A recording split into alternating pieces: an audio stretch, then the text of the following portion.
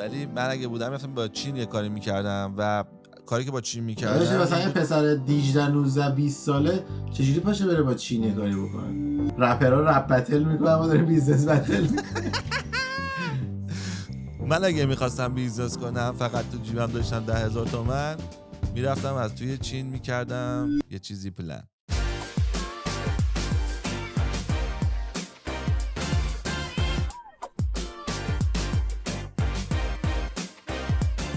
سلام و برعکس یوتیوب پوریا صادقی و اپیزود 10 رو به رشد. همونطوری که قول داده بودیم با عمو سهیل دفعه پیش تو اپیزود 9 که رو چنل سهیل بود که حتما ببینیدش، خیلی باحال بودش، قرار گذاشتیم که تو این اپیزود بیام در رابطه با چند تا کار صحبت بکنیم که پول خاصی نمیخواد و میتونه درآمد خوبی بسازه. و حالا یه دیگه هم میخوام اضافه تر کنم که سختش کنم، چون قرار بود یه دونه من بگم یه دونه سوال بگه، یه دونه من بگم یه دونه سوال بگه. یه چیز دیگه که میخوام بگم سختش کنم اینه که سوال یه کارایی هم انتخاب بکنیم که تحصیل خاصی هم نخواد، یعنی دوره خاصی هم نخواد دیگه. اصلا همین الان پاشی از همین الان بخوای بری انجام بدی بتونی تا فردا تو بیزنس. من خیلی هیجان دارم. زود باش. خب من اولیش راست رو بخوای، به خاطر اینکه توی اپیزود قبلی مثال زدیم، حالا شاید تو از جا ندیده باشم، میخوام اولیش همون کاری که خودم انجام میدادم رو بگم. و یه سری کارا توی حالا ونکوور یا همه جای دنیا، جایی که آفتابیان و زمستون سختی هم دارن، یه سری بیزنس ها هستن که توی تابستون نیازه که مردم که خونه دارن انجام بدن که دوباره زمستون میشه نمیتونن رو ازش تیکر کنن. واسه همین مقدار کار زیادی که براش به وجود میاد توی تابستونا خیلی زیاده. مثلا توی ونکوور کار نقاشی خارج ساختمون که میشه بیرون خونه و کار پاور واشینگ که شستن خونه ها با فشار زیاد خیلی توی تابستونا رونق زیادی داره و درآمد خیلی خوبی میتونه داشته باشه. وسیله‌ای هم که میخواد واسه پینتینگ و نقاشی بیرون از ساختمون فقط دستگاه کمپرسور رنگ میخواد. یه کمپرسور رنگ از $1500 تا $2500 هستش، حالا بیشتر هم میشه ولی $1500 هم کار انجام میده.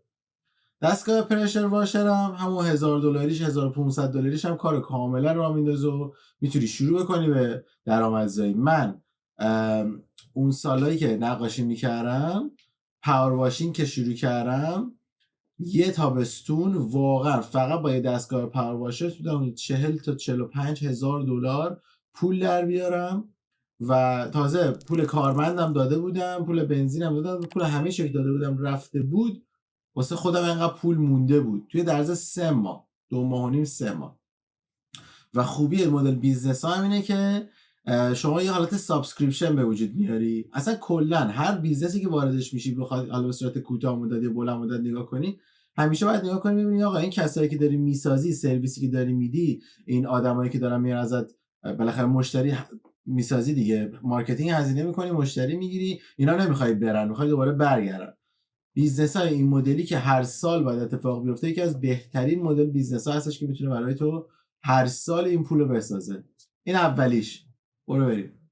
خب من اگه الان میخواستم بیزنس را بندازم و میخواستم هیچی پول نذارم، میرفتم وبسایت اسکوئر، یه دونه وبسایت برام درست میکردم، بهش مجانیه، بهش هم میگفتم که توش میخوام چیز کنم، اجاره بدم وسایل تفریحی. بعد میرفتم کاسکو 10 تا اسکوتر برقی میخریدم یا دوچرخه برقی، 10 تا از این کایک گنده ها میخریدم، نه کایک اینا که روش وای میسی پا رو میزنی که بادشون پدل که بادشون میکنی. بعد میومدم توی اینستاگرام و اینجا شروع میکردم پست گذاشتن که آره اگه میخوای روزای مثلا آفتابی ما به این آدرس و این آدرس و این آدرس دلیوری میکنیم. خودم میرفتم اونجا وای میستم به مردم میگفتم قایق میخوای، موتور میخوای، بعد اینا رو اجاره میدادم بهشون ساعتی. رو وبسایت هم کریدت کارتشو میتونی بگیری. چقدر واسه این ولی هزینه باید میکردی، چون 10 تا پدل بورد و 10 تا موتور برق میگرفتم کریدیت کارت، میذاشتم رو کریدیت کارتم، هیچی پول نمیدادم. بعد همه رو با کریدیت کارتم میخریدم، فقط مینیمم پیمنت کریدیت کارتم میدادم که مثلا اگه همه اینا با هم بکنیش تقریبا فکر کنم میشه $20,000 یا $10,000 واسه خرج برداری اینا رو بگیری. بهرهش میشه ماهی $300 از کریدیت کارت. این کارو میخوای واسه 3 تا 4 ماه بکنی میشه $1,200 خرجت میشه کلا، ولی تو 4 ماه آینده. این روز اول اگه تو $1,000 بفروشی خرج 4 ماه تو درآوردی. بعد از 4 ماه هم میرفتم همه رو به کاسکو پس میدادم. مگه 4 ماه میتونی به کاسکو پس بدی؟ وقت نداره، میتونی 4 سال پس بدی. خوبیش چیه؟ خوبیش اینه که نباید این جنساتو نگه داری تو زمستون که استفاده نداره. خوبیش اینه که پول نذاشتی. خوبیش اینه که سال دیگه دوباره میگیری همه باتری نو، ماشین نو، همه چی نو عذاب در میاد. خب البته امیدوارم که از کسایی که کاسکو کار میکنه ویدیو رو نبینن، چون سوهیل همین الان میرن عکسش رو میزنن اونجا به عنوان یه آدمی که داره چیزای نادرست پخش میکنه توی کانادا. نه ولی آره راست میگه دیگه، راست میگه. اتفاقا من سال پیش دنبال همین گرفتن پدل بورد بودم، تو تابستونا میرم پدل بورد انجام میدم. البته ساختمون ما پدل بورد داره خودش که تو اگه میخوای میتونی بگی من پدل بورد رو میخوام، برمی‌داری میبری استفاده میکنی میاری میذاری. خب ولی اون موقعی که نمیدونستم مثلا $30 $40 مثلا روزی میدادیم که بتونیم مثلا 2-3 ساعت یه پدل بوردی رو بگیریم. مثلا طرفم 20 تا داشت. درسته این خودش بیزنس الان اینجا. حالا کسایی که نزدیک آب باشن یا کسایی که مثلا جای تفریحی باشن میتونن اینو انجام بدن. خب بیام به سمت من. آقا یه بیزنس خیلی باحالی که به نظر من میشه با واقعا حتی بدون پول در اصل شروع کرد، دیتیلینگ ماشینه. ببین دیتیلینگ ماشین واقعا خیلی درآمد خوبی داره. مثلا ولی دیتیلرها همه مادر سگن. من ماشینمو دادم $400 دادم دیتیلش کنن، خدایی هیچ فرقی نداشت با اون $35 که میدم کار باش بکنم، میگم توشم جارو بکنی. خدایی مثلا لای در که هنوز کثیف بود.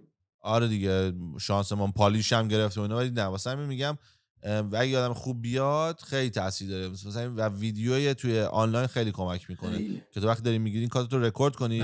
حالا نمیخوای رو ویدیو بگیری بیفور افتر وقتی تو 10 تا بیفور افتر داشته باشی دیگه آدم میگه اوکی یارو میفهمه لای در بعد تمیز کنه، یارو میفهمه بعد توی کولر رو تمیز کنه، یارو میفهمه بعد وقت میتونم بگم. ببخشید ادامه بده.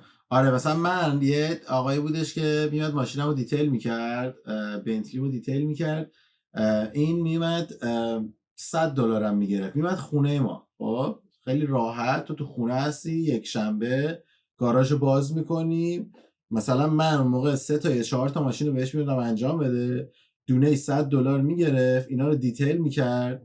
بعد مثلا اگه جای خط و خشی باشه، رینگت خط و خشی چیزی داشت، خودش میومد تاچاپ میکرد، اینا رو درست میکرد. یا مثلا اگه جای خط افتاده باشه میومد خودش پالیش میکرد، درست میکرد قبل از اینکه ماشین رو بشوره و دیتیل کنه. یعنی کار تمیز انجام میداد دیگه. بعدش مثلا میاد میگه ببین مثلا این کارا رو کردم $100 بیشتر شد. من که با خودم بود مثلا اینکه بیاد این کارهای خردریز انجام بده $100 $200 هم اضافه تر بگیره. خب این انقدر کارش خوب بود. بعد از اون یه روز من گفتش که من مثلا دیگه فقط یک شنبه ها میتونم بیام. گفتم چطور؟ گفت نمایندگی بنتلی منو استخدام کرده که همه ماشیناشونو که قبل از اینکه بخوام تحویل بدم به کسایی که اومده خریدن، چون ماشین نو هم که میگیری باید دیتیل کنم بهت بدم. خب من ماشیناشونو باید دیتیل کنم تحویل بدم به مردم. گفتم مثلا از اونا چقدر میگیری؟ از اونا مثلا ماشینی 200 تا $250 از دیلرشیپ میگیرم. خب ببین اصلا درآمد خیلی خیلی خیلی خوبی رسیده بود. لوازم چی میخواست؟ اینش جالبه. آقا دستگاه پرشر واشر، خب چون دستگاه پرشر واشر میخوای که بتونی ماشین رو باهاش بشوری.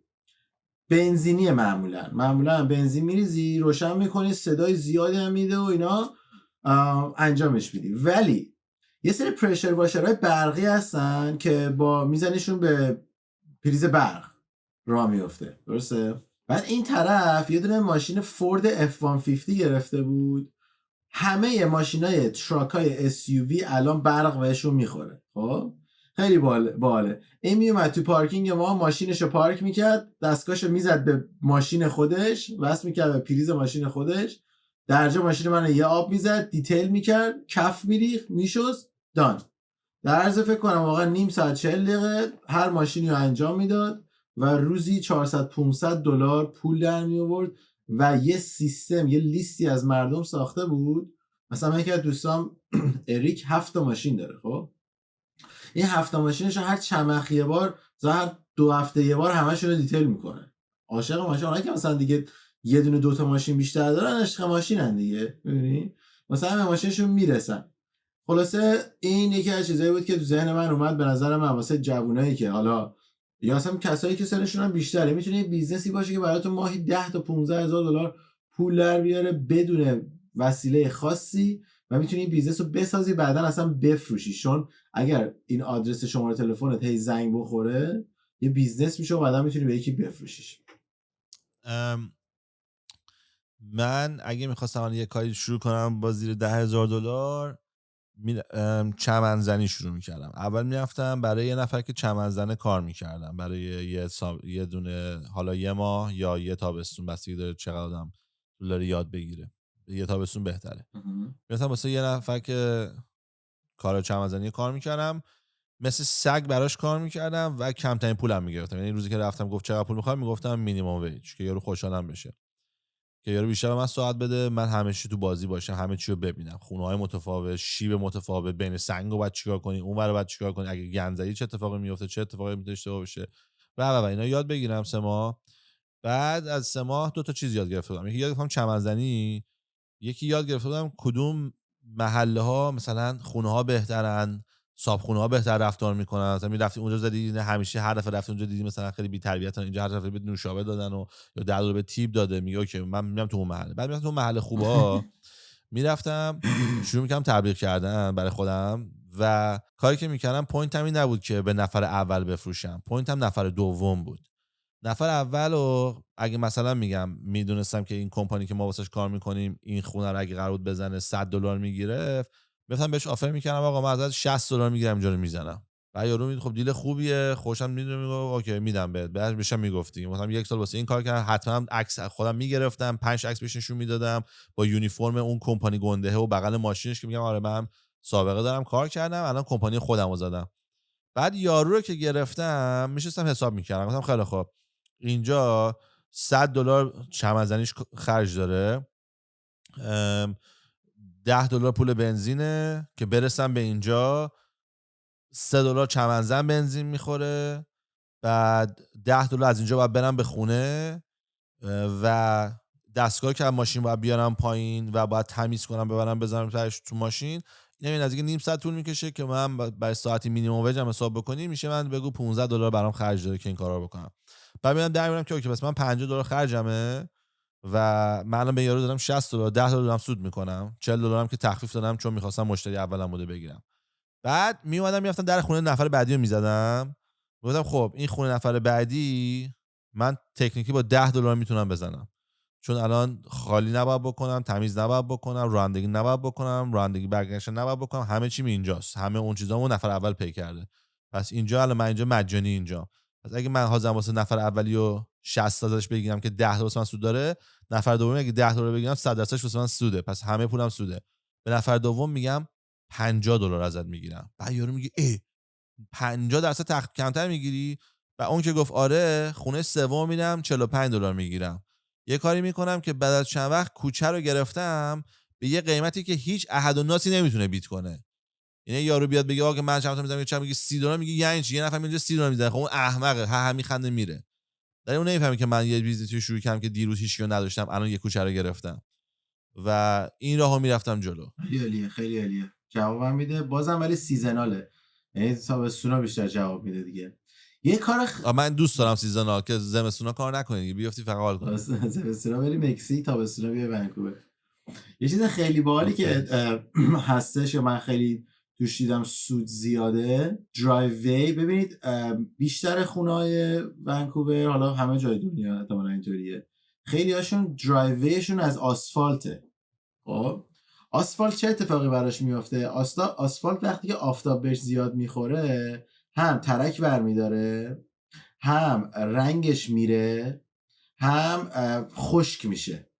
این سه تا اتفاق برای آسفالت میفته. خب دلیل اینکه ترک برمیداره همونه که خشک شده، یعنی اول که آفتاب میخوره رنگش میره، بعد انقدر که آفتاب بهش میخوره خشک میشه، بعد که خشک میشه شروع میکنه ترک خوردن و سنگریزه‌هاش در میاد و دیگه آسفالت رو باید بری از اول بکنی بزنی، هزینهش خیلی زیاده که بخوای آسفالت از اول بکنی دوباره کل درایو آسفالت کنی. واسه همین یه سولوشن هستش الان، یه حالت قیرمانند خیلی نازکه، تقریبا مثل رنگ میمونه ولی قیره و اینا رو مثلا میای بشکه رو خالی میکنی روی یه فضای زیادی، بعد با یه دونه چیزی که مثل یه دونه رولر میمونه اینو پخش میکنی فقط توی محوطه. خب بعد آسفالته میشه نو، میشه مثل روز اول. مثلا یه آسفالت اگه می‌خواستی عوض کنی توی درایوی $15,000 هزینه‌اش میشد، اینو مثلا میتونی انجام بده $300. خب این یه چیزی، یه سرویسیه که خیلی از خونه‌ها نیاز دارن و نمیدونن همچین سیستمی هست، همچین چیزی وجود داره. و من به چشم دیدم وقتی یک نفر توی خیابون توی کوچه این کار رو انجام میده، یهو 4-5 نفر با سرم انجام میدن، چون طرف میگه چقدر چیز باحالیه، چقدر خونه یارو نو شده، خونه طرف نو میشه وقتی همچین اتفاقی میفته. خب من اگه میخواستم شروع بکنم، هیچ هزینه ای هم نداره، فقط باید همین استراتژی که سهیل گفت برای چمنزنی، همین استراتژی رو برداری بذاری برای این کار، بری در یه خونه بزنی بگی ببین من درایوی تو برات نو میکنم. خب طرف میگه چه جوری؟ میگه مثلا $150 میشه درایوی نو بکنم.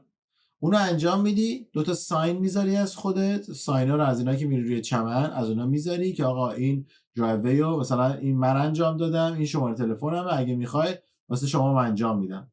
همین. مطمئن باش از توی این سرویس 10 تا زنگ میخوری، یعنی باور نکردنی چند تا زنگ میخوری. و به خاطر اینکه توی اون کوچه هستی میتونی، چون آسفالت هم همشون سیاهن. وایسا من چون یادم میره میخوام بس حرفت بگم. من اگه بودم کاری که میکردم، میومدم یه دونه اینستاگرام درست میکردم، یه تبلیغ، بعد میگفتم که اینجا رو آسفالت مثلا میگم اگه بگیم $15,000 خرجشه، تو اگه بیای به نفر بگی من ازت 1500 میگیرم این کارو بکنم، یارو راضیه، میگه 1500 میارزه، خرجش هم اگه $300-400 بشه تو تقریبا $1100 سود داری. کاملا منطقیه.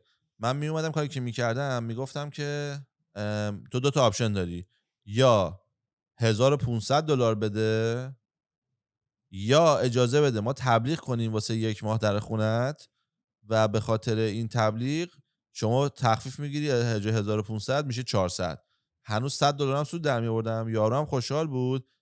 بعد میگفتی تو هر نیبرهودی فقط یه نفر کوالیفای میشه، یعنی یکی که کوچه شما اینو گرفته باشه دیگه این آفر استند نمیکنه واسه شما. بعد خب من که نمیدیدم خوشم میومد، زنگ میزدم بوک میکردم، یارو میومد میگفتم کسی کرده نکرده، میگم اوکی $300-400 بده بکنم، میکردم. بعد وقت تبلیغ میشد، بعد اون موقع تو هم آپشن داری، میری میبینی خونه خوب نیست، میری مثلا جاش خوب نیست، دید نداره، میگی نه ما نمیکنیم که راه فرام داشته باشیم. و یه جوری همسایه‌ها به هم دیگه خیلی اطمینان دارن. خیلی جالبه. آره. مثلا من موقعی که کار پینتینگ می‌کردیم، نقاشی می‌کردیم، هر موقع می‌اومدیم ماشینمون رو که مثلا رپ شده بود به اسم شرکت می‌ذاشتیم دم یه خونه‌ای داشتیم داخلش کار می‌کردیم، 3-4 تا از خونه بغلی‌ها می‌اومدن زنگ می‌زدن. آقا حالا که اینجا هستی می‌تونی بیای خونه ما رو هم ببینی، یا مثلا می‌تونی بیای این چیز ما رو هم ببینی، مثلا ساختمون ما هم روفش اینطوری شده، می‌دونی؟ آره فقط یه مشکلی هست که ساین گذاشتن تو حیاط غیر قانونیه. ماکسیمم 5 روزه، هر شهری با شهری فرق داره، بعضیا 2 روزه، بعضیا 10 روزه، بعضی اینم تا همسایه‌ها شکایت نکنن اوکی. البته آره میگم، ولی اینو بعد کسی که میخواد بیزنسش رو فکر کنه بعد اینا رو هم بدونه دیگه. خواستم بگم آره خب ولی مثلا میتونی با ساینت خیلی کریتیو باشی، یه چیز باحالی درست کنی که قشنگ بشه، مثلا یه تابلو مربع نمیدونم زشت بیای بکوبی وسط خیابون که طرف هم داره با ماشین میره نتونه ببینه، بزنه به ماشین دیگه، مثلا همچین کاری بکنی خب بده. ولی اگه بیا مثلا این خوشگل حتی هم حالت چمن در بیاری، یا مثلا خرگوش در بیاری ساینتو، به نظرم باید یه ماشین قدیمی رو بخری، رنگ کنی، تو کنیش پشت ماشینت، بعد دم خونه اونجا که کار میکنی ولش کنی واسه 2 روز 3 روز بمونه. آره ولی خب اینا همه هزینه داره دیگه، که... میخوام یه چیزی باشه که آره پول دیگه. نشه باشه. حالا من گفتم الان نوبت توئه، ولی من یه چیز دیگه تو ذهنم هست اونم خیلی باحال، ولی تو برو. من اگه می‌خواستم میگم بیزنس بتل، بیزنس بتل، رپ بتل، رپرها رپ بتل میکنم ما داریم بیزنس بتل. من اگه میخواستم بیزنس کنم فقط تو جیبم داشتم 10,000 تومان، میرفتم از توی چین میکردم یه چیزی پلن. دیگه خب برای همین رپر نشدیم. ولی من اگه بودم رفتم با چین یه کاری میکردم و کاری که با چین میکردم مثلا یه این بود که پسر 18 نمیومدم 19 20 ساله چجوری پاشه بره با چین یه کاری بکنه؟ کاری نداره، میری علی بابا میزنی، مثلا برای مثال خودم میخوام دوشک استفاده کنم، میزنی دوشک و 10 تا کمپانی میاد و باشون صحبت میکنی، میگی عکس فرستادن فکتورین ببینم چه ریختیه، بعد واسه یارو میفرسته، بعد ازشون سفارش میدی، یه دونه اجاره پیدا میکنید که خدا هم علی بابا دوباره بهت آفر میده. بعد مثلا میومدم یه جنسی رو میآوردم که گنده باشه، دلیلش هم این بود که هر چیزی که کوچیک باشه خیلی دیگه راحت میتونه ضربه بخوره و آمازون و اینا دیگه بی‌ناموست میکنن. و یه چیزی بیاری که بزرگ باشه، مثل دوشک، مثل مبل، مثل میز، مثل صندلی، چیزی که روی اینترنت خرید و فروشش راحت نیست، به نظر من خیلی میتونه گنده بشه. و چون طرف الان $10 بیشتر نداره، من میمونم یه جنس انتخاب میکردم، میتونست باشه میز ناهارخوری، میتونست باشه دوشک. من شخصا دوشک انتخاب میکردم چون قیمتش رو خیلی گرون میتونی بفروشی و احتمال داره یارو برای اتاق دومش، اتاق سومش، دوشکی 5 سال بعدش برگرده به تو. درسته. و توی جایی که ما هستیم حداقل، من دوشک خودم رو الان رو تخت خودم رو قیمتش بود $6000 و یارو کلی واسه من تاقچه بالا گذاشت، گفت $1000 هم بهتون تخفیف میدم، گفت $5000 پول بدین. بعد من همین دوشکمو دقیقاً همینو، نه مثلا شبیهشو، کارخونه‌ای که تولید میکنه رو توی چین پیدا کردم، شانسی داشتم راه میرفتم تو چین، توی نمایشگاه یا دوشکمو دیدم. بعد دوشکم یه چیز غیر عادی داره روش که خیلی خوشگل دیزاین شده، برام همش جالب بود و اونو دیدم اونجا و گفتم شما واسه کسی دیگه هم میزنین توی کانادا آمریکا؟ گفت آره واسه این کمپانی تولید میکنیم. گفتم خارج سرویس که مال ما. بعد ازش پرسیدم این چنده؟ دوشک خودم بود $110، یعنی $110 من خریدم $5000. بعد این دنیای دوشک دیگه، چون یه قوله این کارو کرده. بعد وقتی میری تو دنیای دوشک ارزون، مردم همه چیزن، همه به قول معروف معذرت میخوای، آدمایی که خیلی ضعیفن دارن این کارو میکنن، به خاطر همین نه شعور دارن نه میفهمن دارن چیکار میکنن. یارو میگه من میخوام دوشک 2 نفره مثلا بیارم، کوین بیارم، میره به کارخونه میگه کوین چند، کارخونه هم بهش میگه مثلا $70. بعد میگه ارزون تر از این داری؟ میگه آره یه مدل داریم $60. میگه خب از اونو واسم بفرست. بعد میاره اونو لیست میکنه. بعد اون $60 که میخری خیلی در به داغونه، ولی $100 که میخری مثل مال منه. ولی مردم نمیدونم چرا احمقن، سر این $40 جنس آشغالیه رو میارن. واسه این مارکت هم کسی که تو مارکته، کسی که اون جنس آشغالا رو میاره. اگه یه نفر بیاد جنسای خوبو بیاره و قیمت همون آشغالا بفروشه یا یه خورده بیشتر، به راحتی میتونه مارکت رو بگیره. مارکت مثلا کسی که میخواد خونش رو ایر بی ام بی کنه، یا کسی که میخواد یه اتاق اجاره بده، یا کسی که میخواد یه خونش رو فرنش اجاره بده، دنبال دوشک میگرده که ارزون باشه، نمیخوادم آشغال باشه. من الان کاری که میکنم یه یارو رو پیدا کردم ازش دوشک دست دوم میگیریم. دوشکای هتل و اینا رو هر یه سال 2 سال عوض میکنن و این میگیرتشون، همه رو چیز میکنه، با بخار تمیز میکنه، از این حرفا میشورتشون، بعد پکش میکنه دوباره میفروشه. واسه همین دوشک مثلا همون $3000 رو میفروشه مثلا چه میدونم $400 $300. ولی خب درصد تو میدونی که دوشک ریسایکل شده، ولی وقتی یکی میخواد خوش بگیره خیلی ترجیح میده دوشکش نو باشه، با اینکه شسته شده و اینا ترجیح میده نو باشه. و اگه یه نفر تو این بازی بیاد، مثلا بعضی موقعی که ایر ماشین بی ام فقط بی و میخواد، اینا داری، مثلا این سری چیزای اجاره ای داری که بعد فرنیش باشه، دیگه هر چی باشه میگیری دیگه. آره اگه بتونی جنس خوب بگیری واسه $700 نمیری $5000 بدی. آره تو تبلیغی نمیتونی بگی دیگه، یعنی همین داستان رو میتونی تعریف کنی که آقا من رفتم کارخونه‌ای که اینو تولید میکنن رو آوردم، این دوشک رو دارم بهتون میدم، اینم وبسایت فلان $5000 هست، بیا مال منو بردار، اگه کپی اون نبود بیا توف کن تو صورت ما. درسته. یه سه باحال من واسه بگم. همین برو. اینم میشد همین. باحال ایده خوبیه. یه کاری که گریوی رو میشناسی؟ آره گریوی یه کاری که میکردش با برادرش که هنوزم جواب میده، خیلی جالبه. 20 سال پیش جواب میداده، هنوزم جواب میده. و خیلی از ماشین. نه، اینا میفتن گاراژ سیلا رو نگاه میکردم. مثلا اینجا اتفاقی که میفته توی مثلا بعضی از خیابونایی که میری، ساین گذاشتن که آقا ما لوازم اضافه خونمون رو همه رو گذاشتیم توی گاراژمون، بیاین ببینین اگه چیزی دوست داریم برداریم. اولا که خیلی از چیزا مجانیه، دوم اینکه مثلا یه چیزایی پیدا میکنی که مثلا شاید چه میدونم $100 $200 $300 قیمتشه، مثلا با $5 میخری. خب بعضی موقع هم یا مثلا نمکدونا. آره مثلا بعضی موقع هم چیزایی پیدا میکنی، مثلا یه تابلوی پیدا میکنی، یه سری با ارزشی پیدا میکنی که مثلا این طرف حالا مادر بزرگش فوت کرده اومده لوازمش گذاشته برای فروش، نمیدونم دارن جابجا میشن لوازم گذاشتن برای فروش، نمیدونم از کانادا دارن میرن لوازم گذاشتن برای فروش. خیلی به دلایل متفاوت همه چی رو میذارن، خب گاراژ سیل بهش میکنه که دیگه طرف حال و سل نره، میخواد یه چیز همه چیزو بذاره تو گاراژ، یه روزه همه چیزو بده بره، چون دیگه مثلا زمان نداره. خب گریوی میرفتش از توی این گاراژا همه این چیز میزایی که بودن رو پیدا میکرد، خوباشو میگرفت، برمیگشت میومد روی ایبی میفروخت. مثلا این خریده $1 میاد میذاره $9 میفروشتش $7. حالا کاری نداری که تو چیزی که خریدی داری میفروشی چند هستش قیمتش، مهم اینه که پولی که گذاشتی چند برابر داره میشه دیگه، درسته؟ مثلا یه چیزی بخری $1 بفروشی $7 700% سود داری میکنی روی پولت، اصلا امکان ناپذیره توی هیچ استاکی و ریل استیت هیچ چیزی نمیدونی همچین سودی بکنی. حالا یه چیزی هم نیستش که همیشه اتفاق بیفته، ولی روی بعضی از وبسایت ها یا خود کرگزلیست یا بعضی از جاها میتونی گاراژ سیلاری که داره اتفاق میفته رو ببینی، ازشون اطلاع داشته باشی، بعدش میتونی اینا رو بری بگیری و بیای به صورت تمیزشون بکنی، بهشون یه ذره برسی. مثلا یکی از دوستای من این کاری که میکرد میرفت صندلی و میز و مبل قدیمیایی که مردم میذاشتن واسه فروش چوبیاشون رو میگرفت، میومد خودش تو پارکینگ خونهشون با دستگاه سند میکرد، از اول استینش رو میکرد، صندلی میشد نو، اصلا باور نکردنی یه میز میشد نو.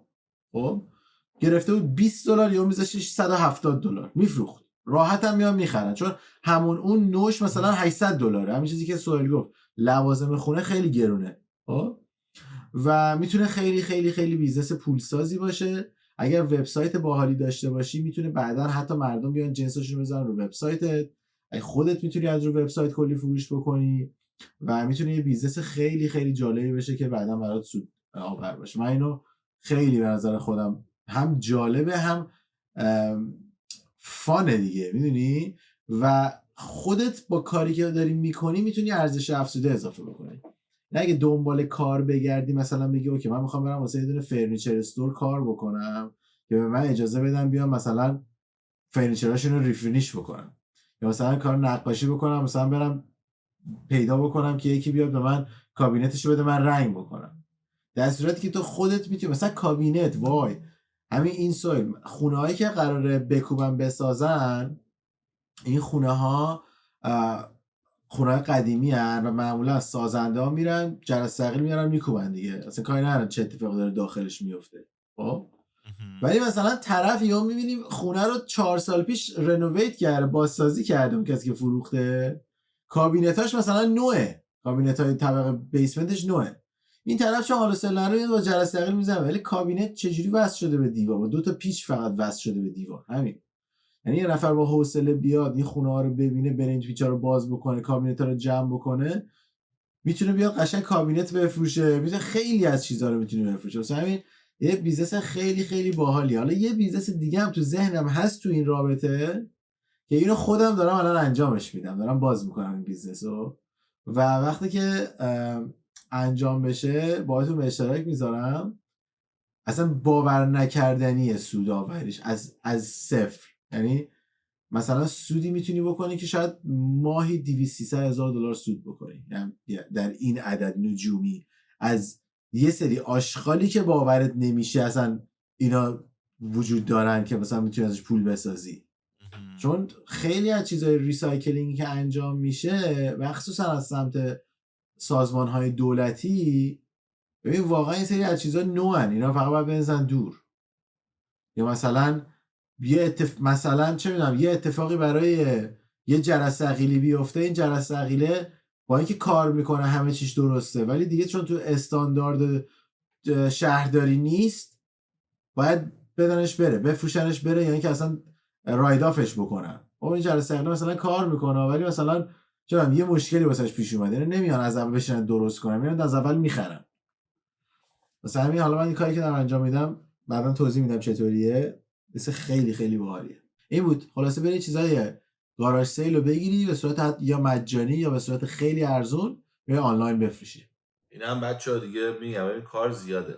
من که خودم 10 دقیقه به این موضوع فکر نکردم، همه ایده رو همینجا نشستم پشت دوربین گفتم. من همینطور. یعنی واقعا یادم کسی که میخواد بره بیرون ببینه و بهترین چیز اینه که بری بیرون کار کنی، بری پیش یه نفری که سنگ میزنه کار کنی، یه نفری که چمن میزنه کار کنی، پیش یکی که دیوار بس میکنه کار کنی. چرا؟ چون هم تجربه زندگی میبینی، هم 5 6 تا ترید متفاوت میاد. تو داری سنگ میزنی، یکی میاد بغل داره برق میکشه، میبینی برقکار 5 دقیقه اومد رفت $2000 چارج کردین، سنگکاره بنده خدا 5 تن سنگ بود تو آسانسور بعد بکشن بالا بذارن، 6 ساعت طول کشید، اینا هم $2000 گرفتن. میگی خب پس من برقکارشم دیوونم؟ یا میگی نگاه کن برقکار اومده جوش داخل گوشه اینا یه دونه حمالی 2000 اندازه یه دونه برقکار در آورد، خب پس من میرم سنگکار میشم. یعنی هر کسی با دنیای خودش باید توپ بزنه و میگم بهترینش اگه آینه نداری برو واسه یه کمپانی که داره کار میکنه توی رنوویشن، توی سرویس واسه ساختمون، سرویس حالت هر جایش که میخواد باشه کار کن و میبینی. بعد هم میبینی هم مجانی یاد، نه مجانی بهت پول میدن که بهت یاد بدن. یعنی تو کدوم دانشگاه این کار میکنه؟ واقعا همه دانشگاه تو پی اچ دی. گفتم که میگم بعد اون موقع میری کارتو میتونی خود شروع کنی آن د سایت. تازه مثلا اون آقایی که ایشون مثال زد میگه آقا من یه شنبه ها فقط میکنم، بعد یواش یواش میشه یه شنبه و شنبه، بعد میشه بعد از ظهر میکنم، بعد به رئیست میگه من جمعه نمیتونم بیام سر کار، بعد یا میگه یادی نمیتونم بیام، بعد مثل خود پوریا برمیگه رئیس رو استخدام میکنه که کارت انجام بده. این همه دنیا همینجوریه. دقیقاً سایت هاسل تو میتونی تبدیل بکنی به یه بیزنسی که بتونه بعدها برات اصلا یه کریر بشه، یه بیزنس بشه. ساختن بیزنس خیلی فانه، من خودم خیلی دوست دارم اینو، و مخصوصا بیزنس هایی که با پول زیادی نخواد شروع بکنی و چیز مورد علاقه منه. یعنی نفر برگشت من اتفاقا امروز داشتیم صحبت میکردیم با وکیلم، تو داریم به بیزنس دیگه میزنیم، در من گفتش که تو اگه کمپانی داری بعضیا میرن دنبال جمع کردن ماشین، تو رفتی دنبال جمع کردن کمپانی. بدم راست میگه، هر چی که ما میایم انجام بدیم میریم شرکت خودمون رو استخدام میکنیم واسه که اون رو انجام بدیم و کم کم داره اینطوری میشه دیگه، داریم سلف سافیشنت میشیم مثل کشور. خلاصه که بازم دمتون گرم که تا اینجای ویدیو بودین. روبروش 10 هم اومد، این سالگرد نه چیزی ماهگرد بود. البته چند ماه شده؟ فکر کنم 4-5 ماه شد دیگه از قسمت اوله، ولی خیلی خوبه دیگه، حرفمون رو گذاشتیم هر 2 هفته اومد بیرون. هر 2 هفته اومده بیرون. لایک و شیر و سابسکرایب یادتون نره، همین الان لایک رو بزنید و اینکه کامنت های خوبتون رو اینجا بنویسین، چون از بین این کامنت ها من و سهیل میام نگاه میکنیم و رو به رشدهای بعدی رو نسبت به کامنت هایی که میذارین میسازیم. بازم دمتون گرم، مرسی که تا اینجا بودین. بای چاکس.